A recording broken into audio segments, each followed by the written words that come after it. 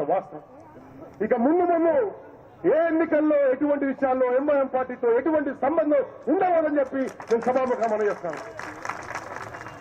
వచ్చే జిహెచ్ఎంసీ ఎన్నికల్లో వచ్చే ఎన్నికల్లో కాంగ్రెస్ పార్టీ ఈ ఓల్డ్ సిటీలో ఈ చార్మినార్ ఏరియాలో మరి పాత హైదరాబాద్ నగరంలో కాంగ్రెస్ కార్యకర్తలు గట్టిగా కార్యక్రమాలు చేపట్టాలని పార్టీ పటిష్టం చేసుకుని వచ్చే ఎన్నికల్లో మనం ఇక్కడ ఓల్డ్ సిటీలో మన నెంబర్ 1 పార్టీకి ఎదగాలని చెప్పి ఈ సభ ద్వారా నేను తెలియజేస్తున్నాను. మరి చివరిగా నేను ఎక్కువ సమయం తీసుకోవడం లేదు, చాలా మంది స్పీకర్లు ఉన్నారు, అందుకోసం నేను ముగించే ముందు ఈ వేదిక నుంచి ఒక నూతనంగా కాంగ్రెస్ పార్టీలో చేరుతున్న ఒక వ్యక్తిని మనకి పరిచయం చేస్తున్నాం. వినోద్ కుమార్ గారు ముందుకు రావాల్సి కోరుతున్నాను. వినోద్ కుమార్ గారు ఇండియన్ ఫారెన్ సర్వీస్ ఆఫీసర్, భారతదేశానికి పలు దేశాల అంబాసిడర్ గా పనిచేశారు.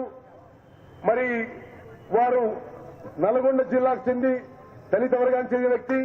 భారతదేశంలో ఫారెన్ సర్వీస్ లో చాలా పెద్ద పదవులు అలంకరించారు.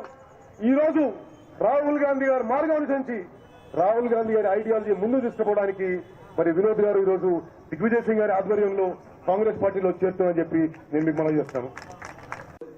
पब्लिक मीटिंग करेंगे, पुराने शहर में पब्लिक मीटिंग करेंगे